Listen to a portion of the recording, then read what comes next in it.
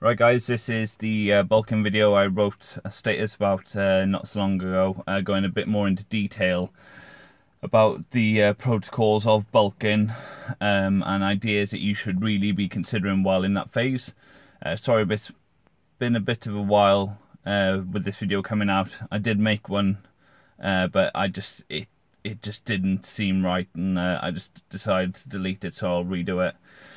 Right, with bulking, in my opinion, you've got two different options. You've got a caloric surplus, or you've got a nitrogen surplus. The caloric surplus bulking phase will increase your body fat. It's just inevitable. You're not going to stay shredded and gain quality body mass while doing that kind of procedure bulking. Now, my advice to you would be work out your maintenance daily calorie intake. So whether that's 2,000 or 4,000, work it out and make sure that it's approximately about that area. Now, for quality muscle gain, instead of a copious amount of fat and a little bit of muscle gain, I would suggest increasing your calories to 150 to 250 above your maintenance levels. So if you're 2,000, look at 2,150 to 2,250. Seems pretty simple. Make sure that you're eating at least 1 gram of protein per pound of body weight. Ideally, you want to keep in a range of 1.5 to 2 grams of protein per pound of body weight. Seems a bit excessive, but you want to make sure that your body has the building blocks to help you, repair the damaged tissue and then also gain size. I would also look at trying to get in between 0.6 and 0.9 grams of fat per, I would say, nearer a kilo of body weight. Fats and natural essential fats are really important in this process because it'll keep your hormone levels at a greater level to be more anabolic, and also when the carb sources aren't mainly there at certain stages, it'll help your body utilize fat storage as a adequate energy source instead of trying to break down muscle tissue.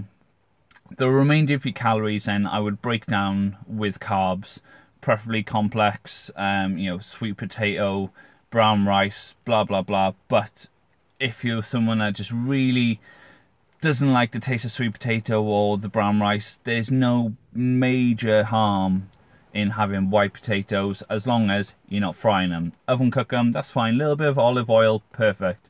Or even white rice to a fair extent. I mean, it's all down to personal preference. It's not going to break the bank. Right, the second one is a nitrogen surplus. Now, there is evidence to show and studies to show that you can still be in a calorie deficit and still gain muscle mass as long as the nitrogen amount, the nitrogen level in your body is of a high enough level where muscle regeneration and also muscle growth can take place. Now, the articles I've been looking at, it is a fair amount of protein you're going to have to take in. You're talking anywhere from sort of nearer 2 grams to about 3 grams. That to me does seem quite excessive, especially if you're not drinking enough water. If you're on this kind of plan, then I would really suggest really upping your water intake just to help your kidneys and out with any potential issues that may kick up from high protein consumption.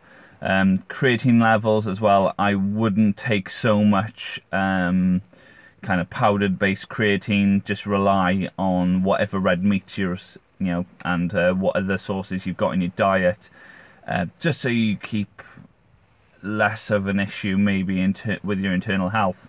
The protein is the main concept with that. Me personally then, I would probably have 0.6 to 0.9 grams of fat per pound of body weight with that kind of structure. Then I would also taper carbs around workouts, and that not so much of them, just enough to keep you sort of hovering around between a 1 to 200 calorie deficit from your maintenance, meaning that potentially you got the ability to build muscle and lose fat or stay fairly in shape in the process. With the nitrogen surplus one, you will tend to find that sometimes you'll just feel really depleted. You may feel a bit run down, and that because your body's having to utilize more fat storage for energy. It's not going to make much of a difference. It just may have a slight hindrance to your mental. So yeah, there's two different types of bulking strategy.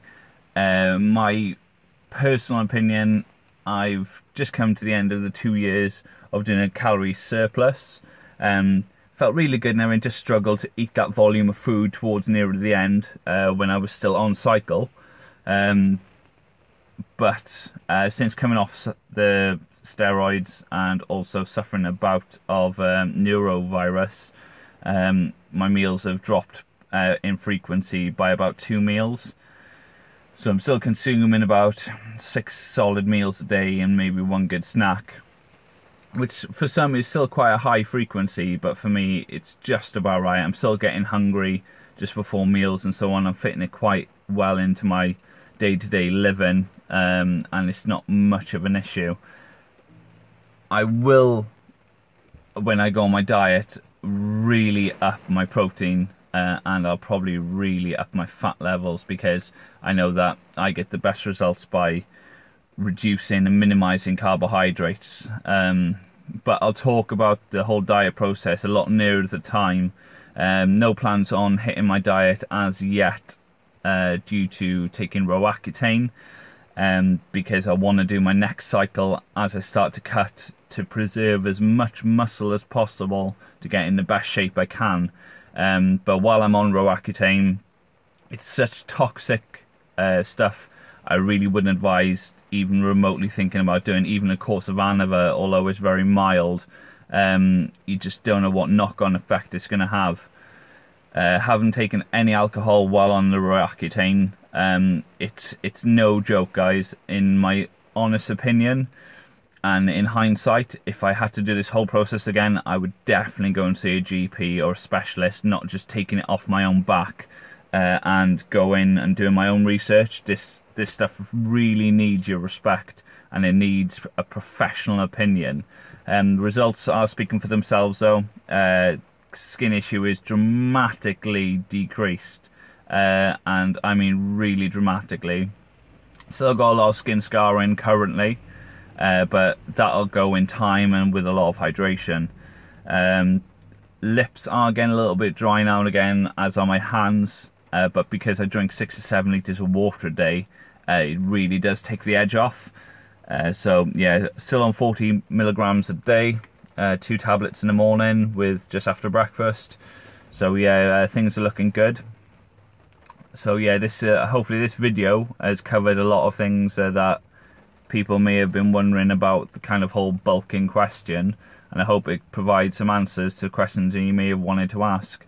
Like I said, guys, if there's anything further you want me to kind of discuss or break down or even look into, whatever, just drop me a message or private message me, whatever, and I'll make sure that I get on it and get a video up here as soon as I can.